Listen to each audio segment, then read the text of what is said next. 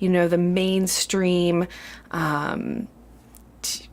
advice is, oh, take this medication, it'll have these side effects, and you probably won't ever actually get better, but this will help you go on. And I hate that because it takes the power away from people.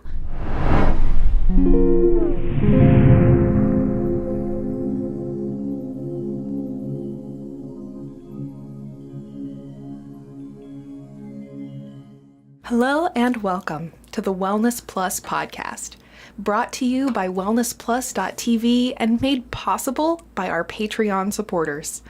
I'm joined today by Athena Jezik. She's a professional body worker specializing in craniosacral therapy, lymphatic therapy, movement therapy. The list goes on, doesn't it, Athena? A little bit more, yeah.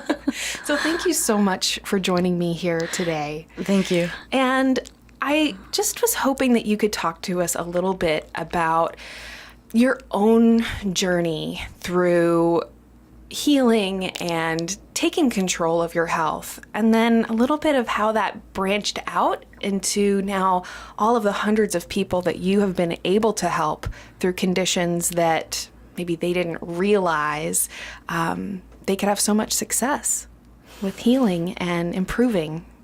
Okay, well, my journey has been one of experiencing a lot of discomfort and dis-ease, being just allowed to kind of grow until it got to be pretty serious, and starting at about third grade. Wow. With, tremendous migraines, and then nosebleeds about going into about the 8th grade, and then the discovery finally after 6-hour nosebleeds, it going on for months and months.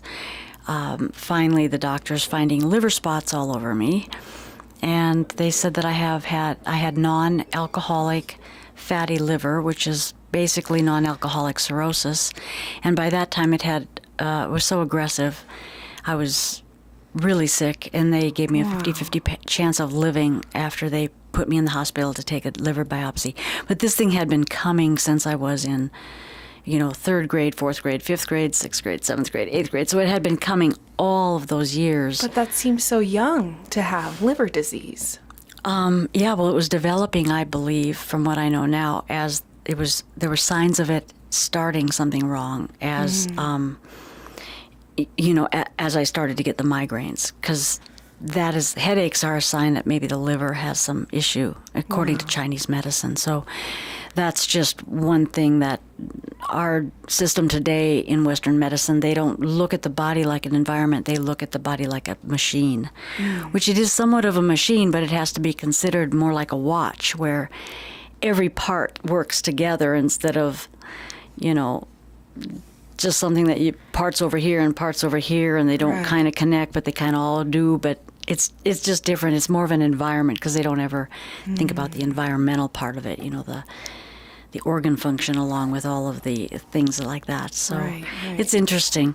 And then going on and just continuing to find my way, being put on medication that was going to be detrimental, which was probably going to end my life early, and then discovering how to get off of that and finding a doctor that just told me to continue on my medicine, and if I had 10 more years to live, that would be fine. And this was in 8th grade that you were told that? No, that was when I was 19. Okay. 19, 20, right in there. But that's just still so That's still young to be dealing with these kind of, really horrifying, problems. Yeah, I actually really, when I look back on it, I really didn't have much of a life between about 12, 13 to about 20, because I was always going in for blood work. And, even though I did get some of my activities back, I still had to always do blood work, and I had to eat differently. But the food that they told you to eat, now looking back at it, it was like, my God, it's funny that didn't kill me right off the bat, because it was such an unbalanced thing. But it was just the way it was back there in the late 50s, early 60s. So, it's just the way it was. So it's changed a lot, which I'm glad to see. And then getting myself, to the point where I did get off of all the medication, doing it myself, discovering, searching, researching, checking all that stuff out on my own, and being bold enough and having enough faith in the body and in the Creator that I would be able to recover all of this. And it didn't happen overnight. It took time. And then I got my life back and went on, and, you know. And it's so funny because, you know, fast forward to now, the idea of integrative medicine, holistic medicine, alternative medicine, as it's often called, is certainly becoming more accepted in the mainstream. But when all of this was happening, this was like your own path of researching and trial and error. Can you maybe just talk a little bit about you know, what that was like, Well, you know, navigating that realm? You know, it was something like for instance, when I found the one book on alternative stuff, or on, you know, like folklore medicine, folk medicine, I guess it's not folklore, but folk medicine, the kind that they used in the 1800s and all that, which was considered, you know, common medicine and not the best. But by finding that one book by Jethro Kloss, who had been a really good herbalist for his life, and just looking at all the herbs that are there that help the liver to perform, to heal and correct, it was a more of an intuitive kind of thing. It was like I have to move the fear, and I have to take the trust, and I have to give it a try and take the action in order to see what would result. And I had to be sensible about it. So during those times, it really taught me a lot about paying attention and listening to my body, and being dedicated to the cause of getting better. Because during the weaning process off of that medication that I'd been on for 7 years, that was going to ultimately kill me in another maybe 10, maybe less, you know, that takes time for the restoration of the body organs to come back up to function and to get balanced again. And I know even after I got off the medicine and I kind of went back to a more normal life, but still paying attention to what was going on, I don't think I was truly balanced. I don't think the homeostasis of the body came back until I was in my 30s. Wow. It takes a while. So that's something that I can now relate to people and keep them encouraged when they are facing things that they want to change. But the awareness and the willingness of people to step into this different direction has really changed, because in the 90s even, when I would start to offer people herbs, because I did study a little bit of herbalism, but I didn't go really deep in it. I just enough to really be very familiar with it. And I tried many herbs myself, so I have that experience as well. But the people in the 90s, I would have these little tinctures, and I would say, well, this would be helpful just to help you relax, or, you know, we're not even talking about getting off their medication. They were so scared to take these little bottles of herbs, which comes right out of the earth. You know, it's like they're not afraid of eating a tomato or something, you know, but it was just crazy to see. And yet they would have basketfuls of chemicals that they weren't afraid to take. And so they don't even often know all the medications they're even taking. I can't tell you how many times I'll ask someone, oh, what medications are you on? They're like, oh, no, there's like a little white one, there's a little yellow one. And, it's like so interesting how the acceptance of the pharmaceutical drugs is just like, yeah, of course, you're just going to take what they give you. But you're so right. In the realm of, you know, more natural things like herbs, or even looking at, hey, these, you know, certain nutritional supplements that could help with this problem. And people treat that like the snake oil. But it's funny because, you know, if you can, you know, rewind, it was the weird chemicals and pharmaceuticals that were the snake oil originally. Exactly. And then they flipped it in our mind. Everything's inverted in our mind, and we've got to start to get some discernment about that, because that's taken us down a pretty sinister road. Yeah. When we do that, everything's inverted, you know, like the natural is bad and the chemical, but it's such an arrogant attitude about some people who want to control, you know, it's just so narcissistic and arrogant, not to want people to feel good, but just want to profit from the suffering of other people is really what it is. Because I haven't seen anybody that's been on medication that by my but I touch them and feel them and all that. They're not healthy. Those medicines just really aren't helping. Sometimes short term, they may help. And sometimes short term, we do need them. Like if we have a really bad rash or something, we might need some cortisone or prednisone then. But then we have to remember that we have to deal with getting it back out of our body and getting the body back. Right. So there's a lot to learn if we want to take full control of ourselves.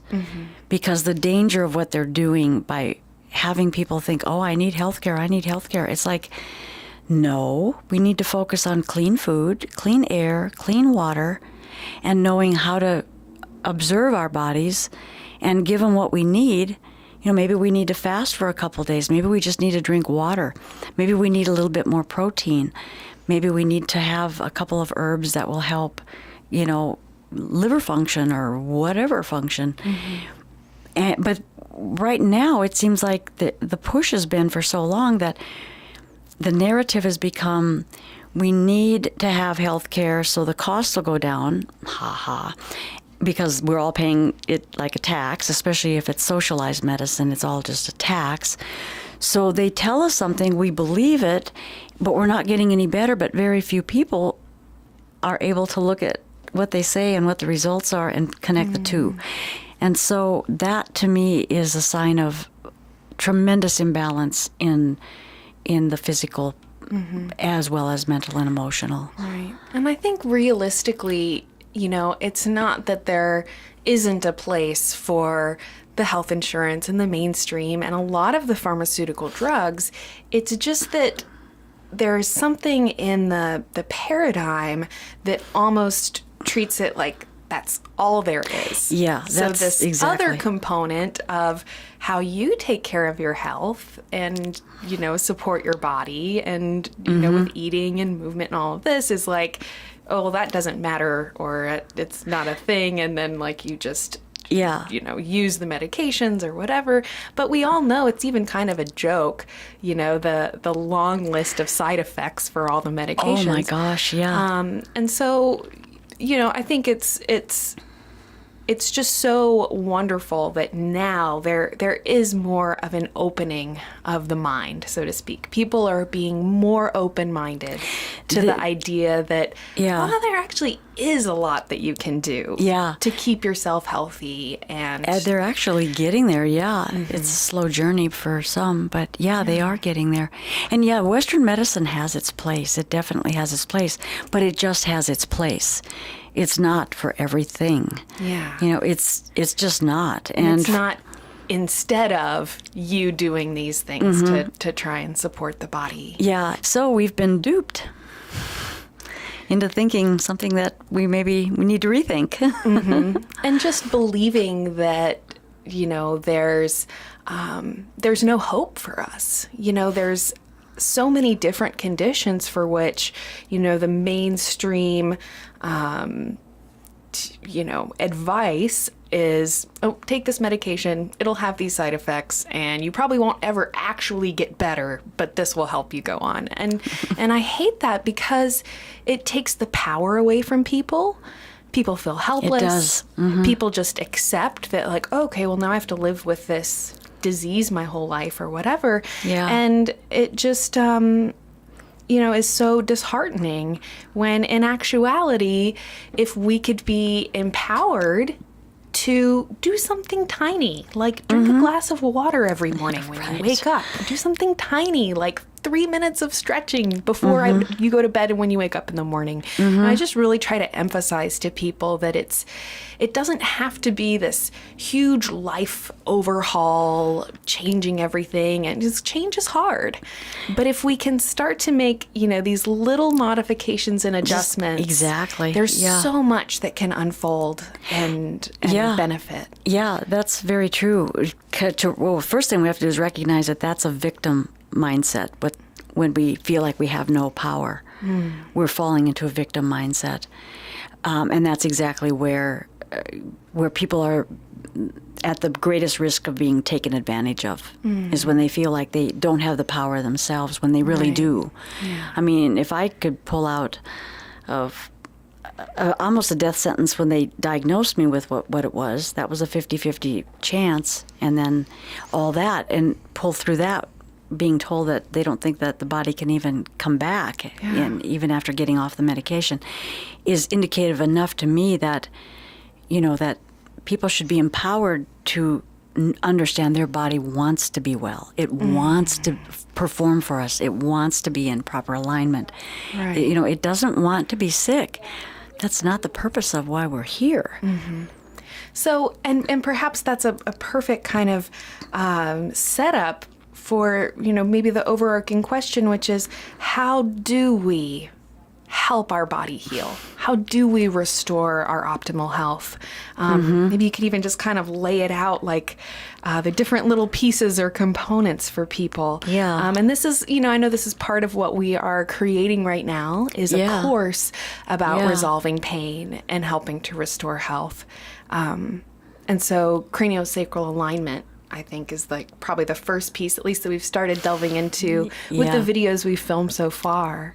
Yeah, and in my opinion, from what I've seen, and I've been doing this nearly 30 years now, full time, is, to me, the craniosacral therapy is like the first rung of the ladder. It's not necessarily the end-all, be-all, or the only thing out there, because that would be foolish and arrogant to say that. But the things that I've seen from the subtlety of craniosacral therapy, I've seen structurally people, I've seen things that I never dreamed possible. And it spread out more than just in the, just in the physical realm. People that psychologically as well who've been through tremendous traumas have also come through that because of the structural, subtle alignment of the very core of the body, which involves, the membrane around the brain, and it goes down the spinal cord. Having that to be in alignment, along with the structure underneath it, which is skeleton, but having the spine particularly, that I've just seen too much come out of that to not have that be really the first rung of the ladder or the first stepping stone to really taking our health in a different direction. Right. And another reason I say that is because in order for the work to work in craniosacral therapy, people have to really surrender to allowing themselves to relax. They can't be in there thinking about, well, I'm not feeling what she's doing, so blah, blah, blah, blah, blah. Because it's so subtle that you don't feel it until you work with it enough. The person on the table works with it enough, then they can start to feel things. Because the focus isn't there. It's usually in the monkey mind and just that they can't connect. So I always ask people to focus on what they feel in their body, and when they start to do that, they feel so much going on in the body. The corrections are so massive, and it's at such a subtle level, and then 48 hours later, there's just a whole different thing happening at many levels of ourself. And then, when people feel that that's enough, then they should move on to something else that they find equally as helpful, right. Maybe diet, maybe something else, but I have not seen any modality get the results that I've seen with the basic craniosacral work. And can you maybe even just share maybe a couple examples over the years? Because I know that you've worked with, I couldn't even guess how many, hundreds, thousands of different thousands. people. Over the years, I've probably had my hands on at least 30, 40,000. Wow. Because I did it full time for a long time, and I was packed 6 days a week. So, right. And I know a couple of years ago, there was actually someone that found you through the Psyche Truth YouTube channel, and they flew you to India. Yeah. Right? To work on someone? Yeah. Can you talk about that? Oh, that was... Yeah, talk about listening and then not thinking and just listening to what I needed to do. Yeah, I got a phone call one day. In fact, I was doing these little exercises, and I got this phone call, and I didn't recognize the number, so I really debated, should I answer it or not, because it was a strange number. It looked like, sales or whatever. I decided, okay, answer it. So I answered it, and yeah, it was a phone call from India.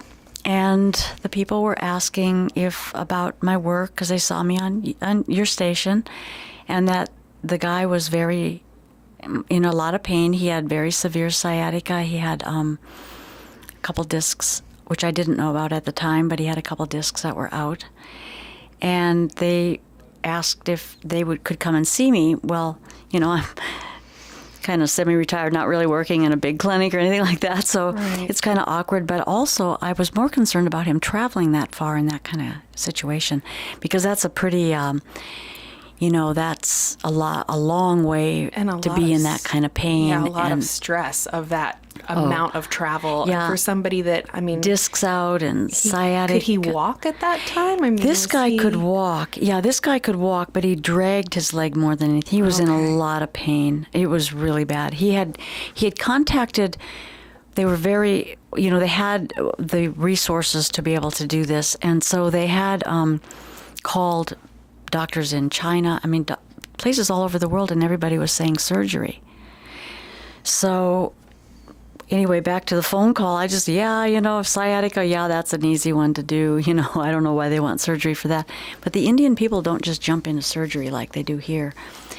So they flew me over, and then I realized the severity of everything, and then it really freaked me out. I thought, well, what in the heck am I doing? This work has its limits and da-da-da-da-da. But I thought, well, I'm here. Yikes. I got to do it. And so I did, and they brought me back 3 times. And there were a lot of people that started coming to me that were way beyond anything that craniosacral could really do. There was a lot of other things that needed to be in conjunct with it, like diet, because there's a lot of very strange situations that happen over there. One girl, her legs couldn't bend. She just walked straight. I did a lot of cranial work, and she had gotten pretty good where she could sit up and actually fold her legs, but there was so much more work that had to be done. Had I have probably been able to work her a lot longer, things may have even changed more, but she did get some change, but it wasn't as far as we wanted to go. But as far as the people with the back problems, the headaches, the sciatica and disc problems, they all are better. And last time I emailed them, which was a few months ago, they're still doing well. Wow. They have a little tool that I left with them to lay on to help their spine their dural tube continue to stay unwound. And they do that faithfully, which is good. But all of them are really, really good. In fact, one story that is unbelievable, I had to go to this one guy's house because he was on a gurney. He had not gotten out of bed. He couldn't even sit for like 2 months. And his wife had to help him with bedpans and that whole thing. Well, the first time I worked on him, I worked him for 2 hours. And they lifted him from the bed onto the table on this gurney, and he was just yelping in pain because it was so painful. And there was a lot of people around helping. And I worked him for 2 hours, and then at the end, I asked him, how do you feel? He goes, I feel really relaxed, which is why I feel cranial in part. That's just interject that's one of the things that starts the healing process, is being able to go down really relaxed like that. And so I said, do you think you can sit? And he goes, I don't know, but I'll try. So he didn't want any help, and he kind of moved himself up, and he was still in very much pain. But he managed to take his legs over the side of the table, and he sat there, and he goes, wow, I'm sitting. And he goes, I'm still in pain, but I'm sitting. And I said, well, okay, that's good. He said, I didn't think I could do that this fast. And then I said, do you think you could just slide off the table and stand? He slid off the table, and he stood. Wow. And then I thought, I'll ask him one more question. I said, do you think you can take about 2 or 3 steps? He walked 8 steps to the door, turned around, and came back. And he goes, that's all I can do. And he got back on the table and sat back down on the table because he was so weak. And then the next time... 2 months in bed, your muscles start to atrophy. There would be so many things then going on. Yeah, just the weakness that was there. The next day, I went back over another 2-hour session. He opened the door that day, and he walked out to the living room where, in the Indian families, they live with their families. And so everybody was sitting around. He comes walking out, and they were just like, whoa. I guess he didn't tell them what happened the day before. And then there was a staircase there, kind of a spiral, not a spiral, but kind of a swooping. Anyway, it was a staircase. And he went to the steps. He went up and down about eight. He didn't make it all the way to the top, but he went about halfway, and then he turned around and came back down. He had to take one leg and then bring the other one to it. He couldn't go like step, step, step. And the family was just flabbergasted. And that's not the first time I've seen that profound of change. But that was probably the absolute biggest because of the length of time that this guy was down and the amount of pain. I think he had 3 discs out and was sciatic pain, and he didn't want surgery. And so you think just from that kind of structural element of helping to, I guess maybe you can talk a little bit more about, so you have the dural tube coming down from the base of the skull all the way down the Well, no, it actually wraps around the brain. It goes around the brain, and then it goes down the spinal cord. And each bone, there's many bones in the head, but people are taught that they fuse together, which they don't. Fresh cadavers will show that they don't. There's no ossification in that unless there's some kind of a trauma to the head where there's been something ossified. But the parts between the bone, each bone has connective tissue between it, and you can feel them moving in and out. They do move, and they do rotate, and they do slide around on top of that membrane, and they are attached to that membrane. And so when the body at a gross level or farther out level gets traumatized, or we have head trauma, or we land on our rear end and we jam everything up, that dural tube tends to twist and turn and distort itself. So by the 5-gram, it's not even pressure, it's more of a resistance as the bones come to meet it, and as you're holding the bones and intentionally allowing them to come against a resistance so they can find their way to the proper alignment, that's what'll correct all the way down the vertebrae. And that's where the correction comes from. And that's how people can come in, like another guy bent over sideways from an accident at work where he came down in a big heavy machine. He was supposed to go up this little ramp in a construction zone. He couldn't get up with a load, so he turned around and he went up that way. Pretty soon the basket the scoop was too heavy, so it lifted the thing up, and then the scoop emptied, and then he dropped down. And it was one of those big machines where the tires are bigger than people. So he came down with, it was a lot of force, probably like at least 1 story, maybe even more. But he was crooked when he came in. When he left that day, and it had been 3 years ago that the injury happened, his family brought him in as well to my place, and when he walked out perfectly straight. Goodness gracious. And he was like bowed. Fortunately, they didn't put a rod in his spine. So there's indication that after even 3 years of being heavily medicated on pain medication, grumpier than can be. I mean, I understand, he was really not happy. And then to walk out, feel perfectly straight, and then I got a word from his sister-in-law that his mother couldn't figure out what happened. So he goes, I don't know what she did, but he jumped up and he clicked his heels, like that Toyota click heel thing. And he was running about 3 days later. Wow. But that's just the way that I've seen. Wow. I've seen that over and over in varying degrees.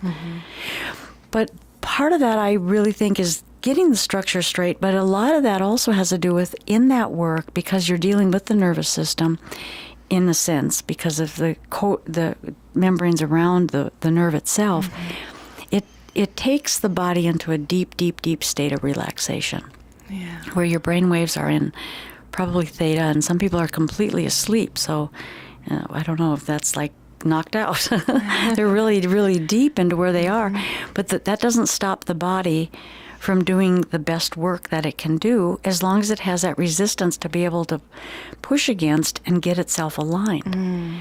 So when the first part of it is you feel the bones slipping around, like when you're on the head, they kind of slide around on the membrane, and that's considered a membranous correction. But then every once in a while you'll feel a thug, like a boom. Not quite like that, but it's a thug, it's like a puzzle piece that you're trying to get a little piece of a puzzle in, and it doesn't quite go, and then all of a sudden it fits. That's the way it feels, and sometimes you'll see that like a foot jump along with it, because the whole outer stocking of the body, the fascial structure, is also wadded up in that misalignment at the subtle level. Wow. So when that happens, then there's even more change. And if you think about it, when we're out of alignment, our organs are out of alignment too, as well as the veins, the arteries. They go through this mesh of, the lymphatic system and all that, little muscle fibers, capillaries. They go through this mesh of fascia, which is like a screen.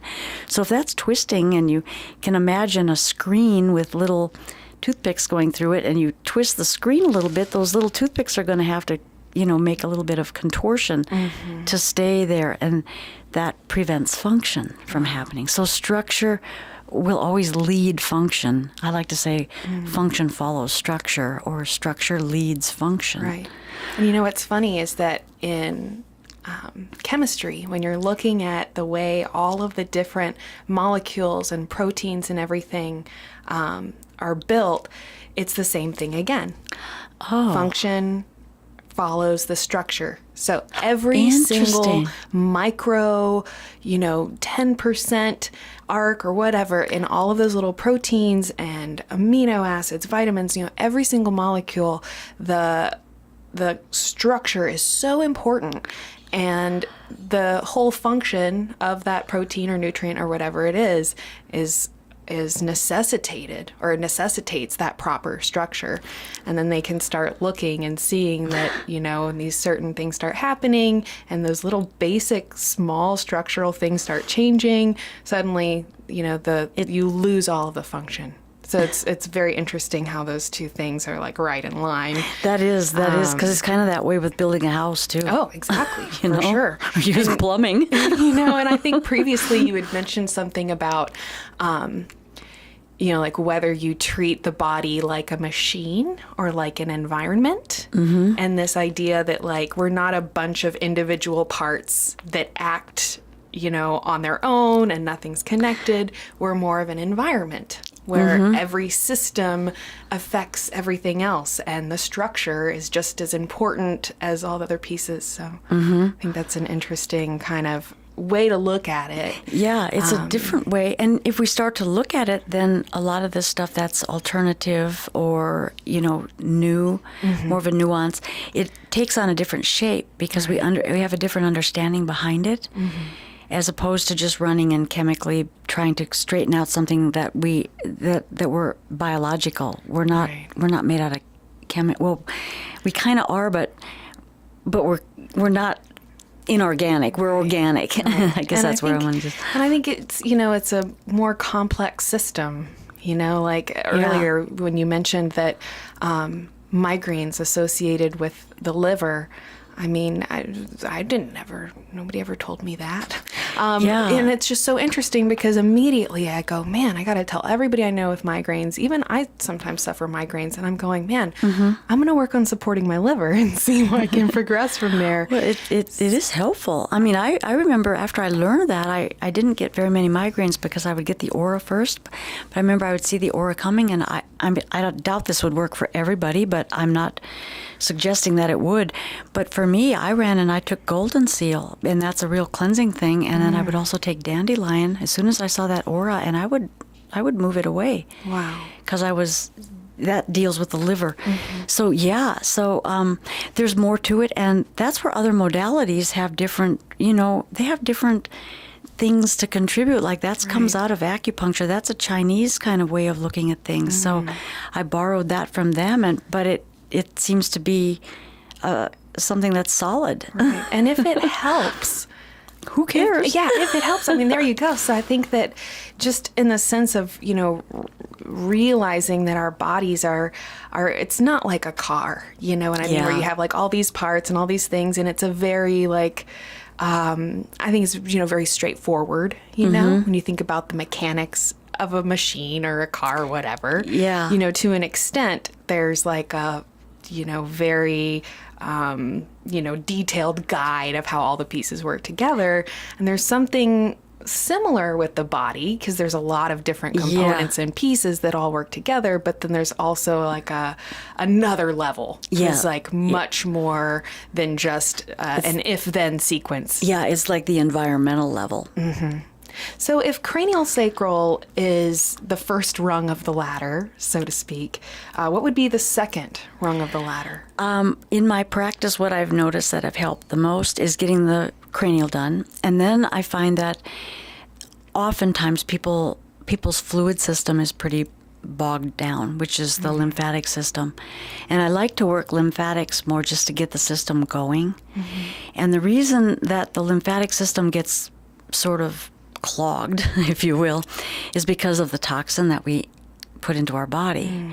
And when the lymphatic system is a very interesting system because some consider it to be a reptilian system where there is no pump. Now, I don't really know how that relates, but that's what I have taken out of, some of the things I've looked into. And whereas like the heart, it would be the pump. It pumps for our blood circulation. Yeah. The lymphatic system doesn't necessarily have an organ that's pumping the fluid. Yeah, it really doesn't. So it depends on peristalsis, which is the same kind of action that the gut has, where it's that little muscular stuff kind of squeezing it forward. And so it can do that pretty well, but then if it starts getting clogged down in the nodes, because it has to move, but if one part of that system can't keep up with it, then it's like a vacuum, then the whole system is going to back up.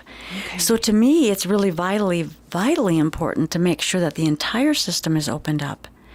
And I've watched that with... I get referrals for people that have had surgery, post-surgery. And sometimes they only have maybe surgery, on maybe their face or just little parts of their body, and where it's not affecting the whole body. But when I see them, the very first session that I'll do for them is give them a complete lymphatic session, making sure that the entire lymph system is moving like it's supposed to. And I categorize it in different ways that it feels. Like one feels like a swamp, which is, it's a swamp, and that's pretty standard, and a lot of people feel swampy. And then I kind of feel like one feels more like a brook, a stream, which is a little more, and then a river. And we want our lymph system to be running like a river. And when it does, when you know what to feel for, it really does pull like a river. The current is strong. And so that's what I think is important of the next part of it for healing, is to get the lymph system, which is basically a sewer system. Now, the important thing to understand here is the lymph has to be dumped somewhere, so it dumps into the heart, and then it dumps into the liver. So there we have the liver overloaded with toxin that it has to filter, and it not only has to filter toxins, but sometimes it's filtering protein and other things that are beneficial. So if the liver gets really overloaded and our system is not moving well to clean it out,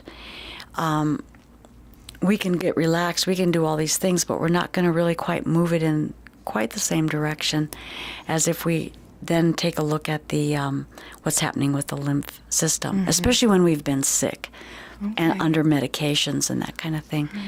Healthy people, that's not as important, because just the act of movement and stretching will keep the lymphatic system going. Oh, good. But if it gets backed up, especially heavy medicated people. And the people that I've done that with, they all feel really good, and I think the healing process has helped a lot. I think it moves it faster that way. So just to give a kind of overview for anyone listening who maybe isn't aware of the lymphatic system, can you just talk a little bit about like what the lymphatic fluid is and where the different lymph nodes are? Because I know, like most of us are familiar with, like, if we're feeling sick, we'll have swollen lymph nodes, and people kind of think about like under the chin, kind of like back of the neck area. But that's not our only lymph nodes, right? No, in fact, under the ear, drop below the ear, that's a big dump point. Well, I say dump point, but it's actually where there's a number of nodes that take it from the face and, the head. And then you run down the neck, and then right behind the clavicles, that's the main opening nodes that you open first, because that opens a direction so that it can be dumped into the heart and go directly into the liver, which is on this side, and then it goes into the kidneys, and then it can be expelled. The body is divided into like quadrants. So let's just say from the sternum, you'd run it down through the belly button and down into the pubis, and then across from the belly button, crossways. So there's 4 quadrants. There's the upper right, upper left, lower right, and lower left. And then there's the axillary, which is underneath each armpit, like the armpits. Okay. That has a number of nodes in it. So the upper right quadrant will drain toward the axillary or the armpit of the right side. Okay. And that side takes more of just the, there's kind of a weird little thing because the liver is right there. So there's a lot more that is drained up to get back around and all that, because the liver also has to be drained. So I got to think about it. That does kind of circulate around.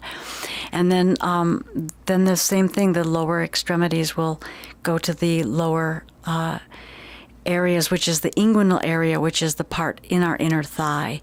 Okay. There's a collection of nodes, which the legs also drain in that area as well, where the upper quadrants, the arms also drain there. So you have just, cut yourself in fourths, and it kind of drains to those axillary and inguinal areas. Okay. And then from there, then you take it up into the nodes, through the deep system, and then into the nodes. Now, the lymphatic fluid is fluid that's inside of the vessels, but we have a bunch of other fluid, because we're a lot of fluid. We're a lot of fluid, but that's called interstitial fluid, and that's around all of our cells, and that also gets pretty swampy because it can't move into the lymph system.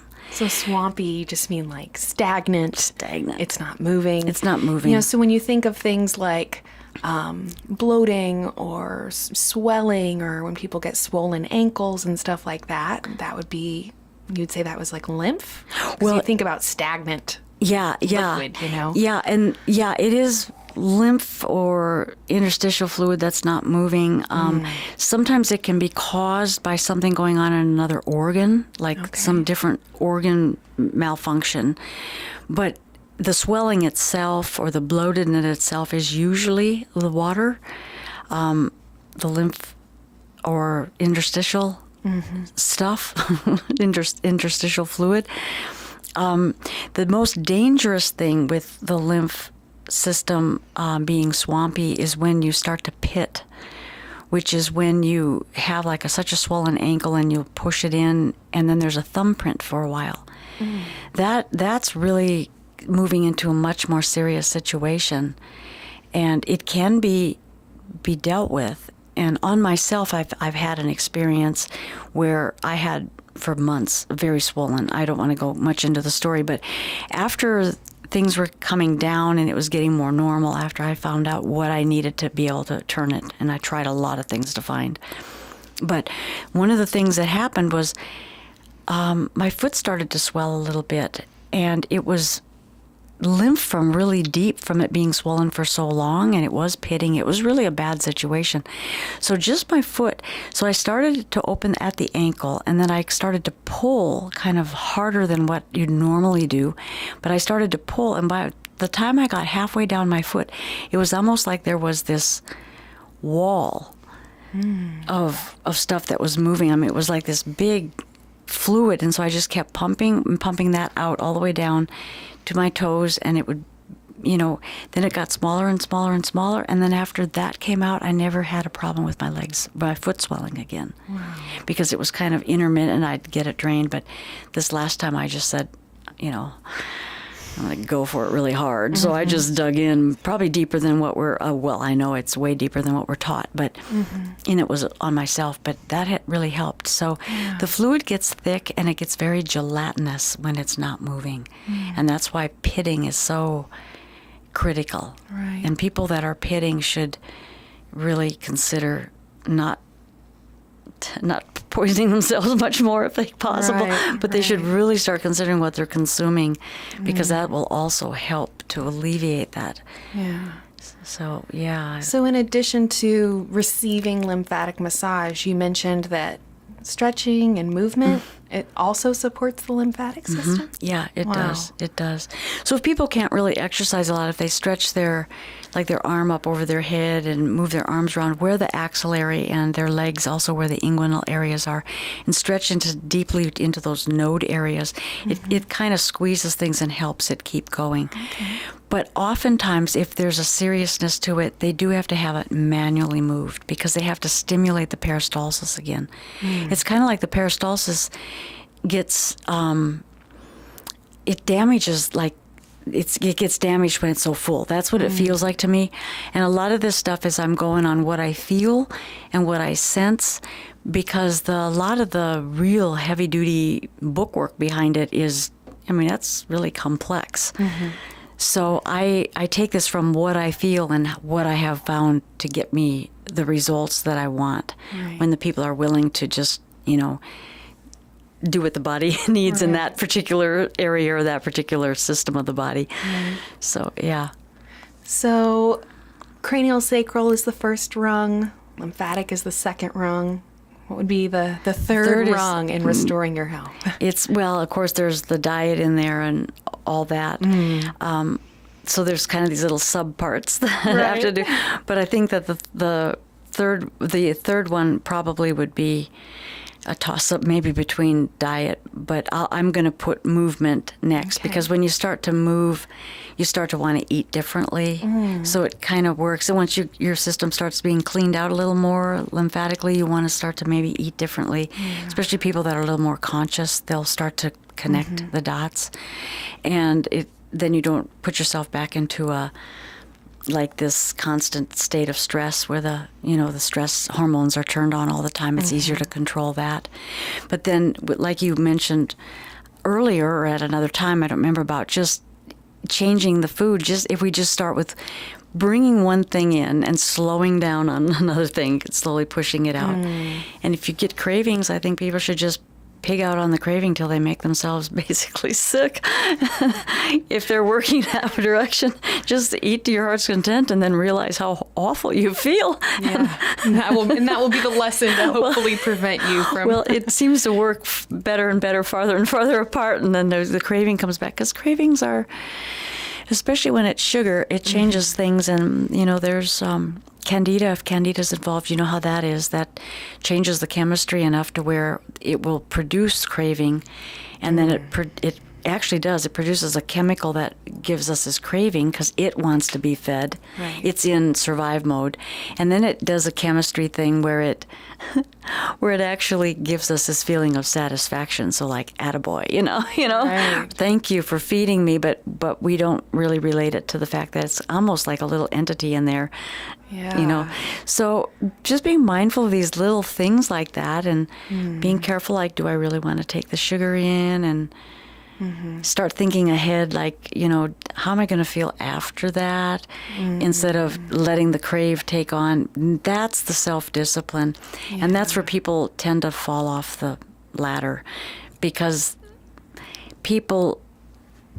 not everybody has that kind of a drive to really make themselves be disciplined in that way until they get some kind of fry pan on the head kind of experience, where they either have a really severe accident, maybe on their bike or in a car, or get very, very sick, or something that really takes them down.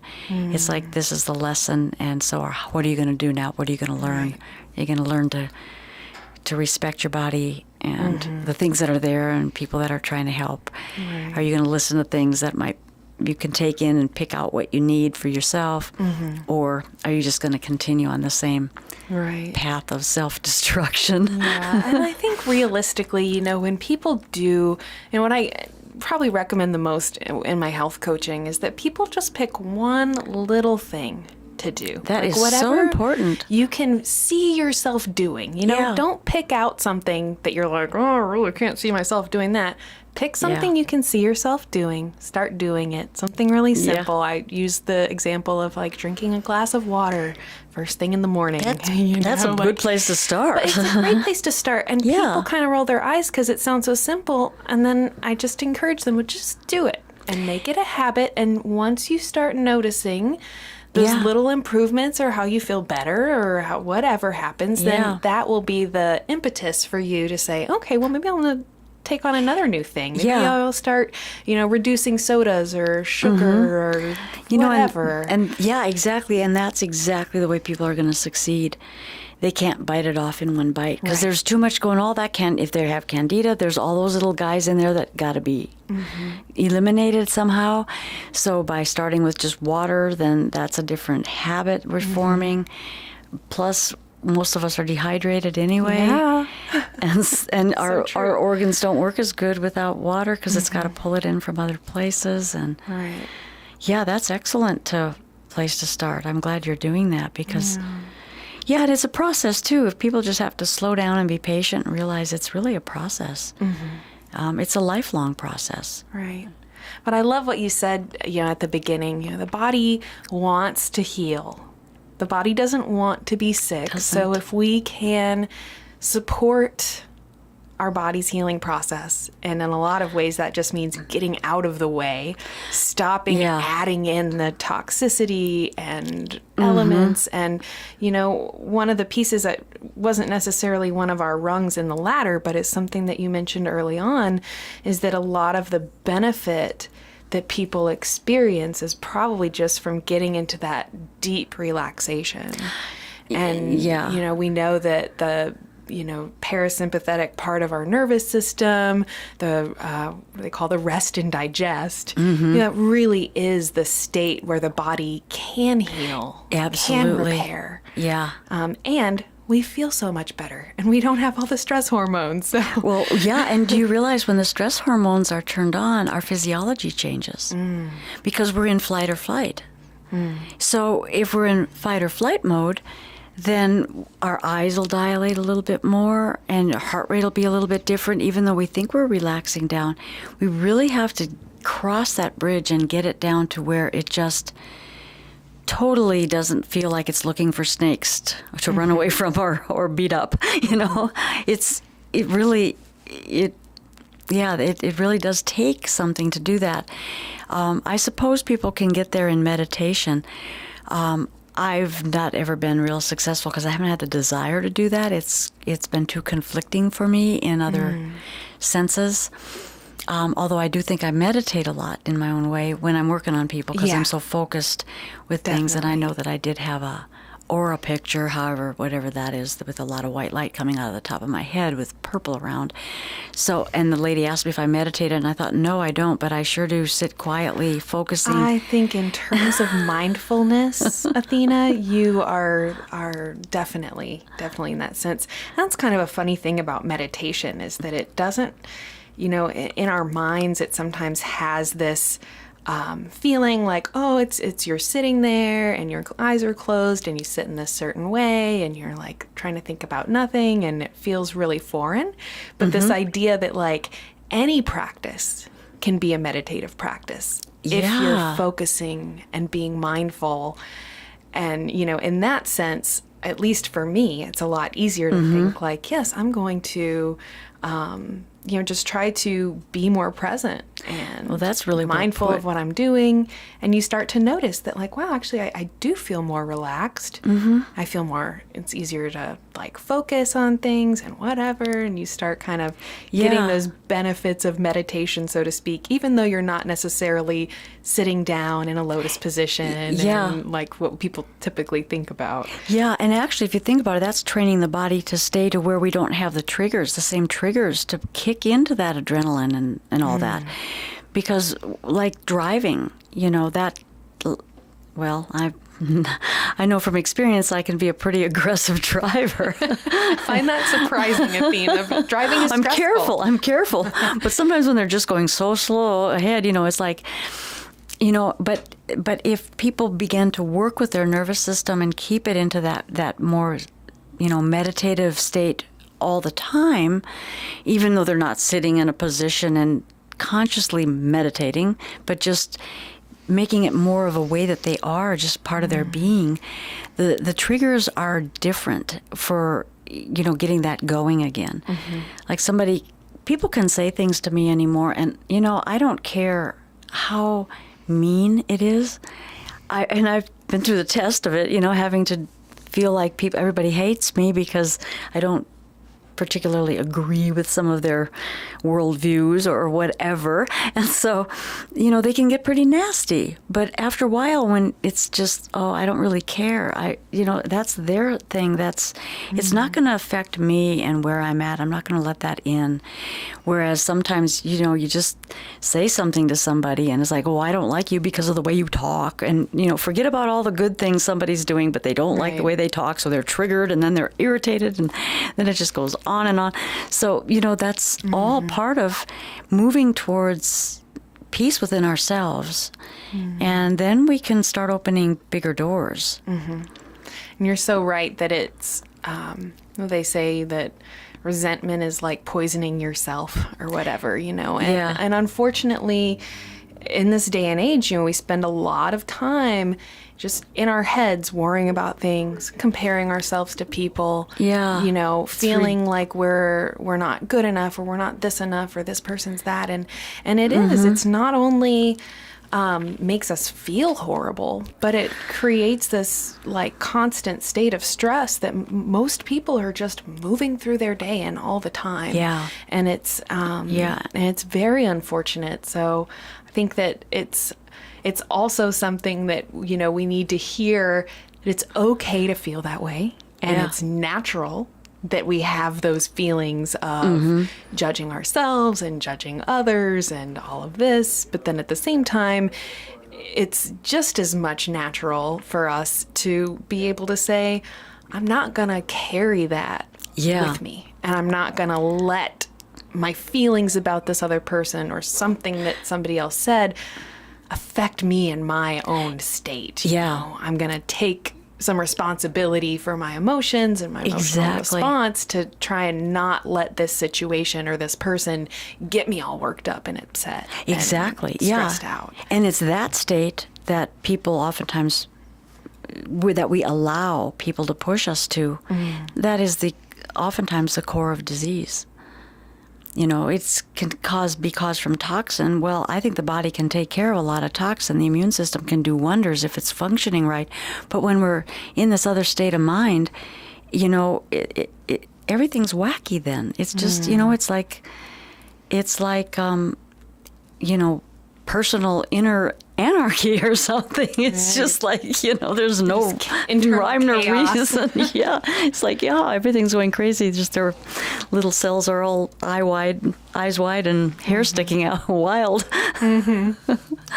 Well, Athena, this has been so enlightening, and I'm just so excited to be creating this course with you and creating all of these new interviews where we can hopefully give people some hope, number one, and empower them to take some of these little tips and hints and tricks into their own lives and just see what wonderful things can happen.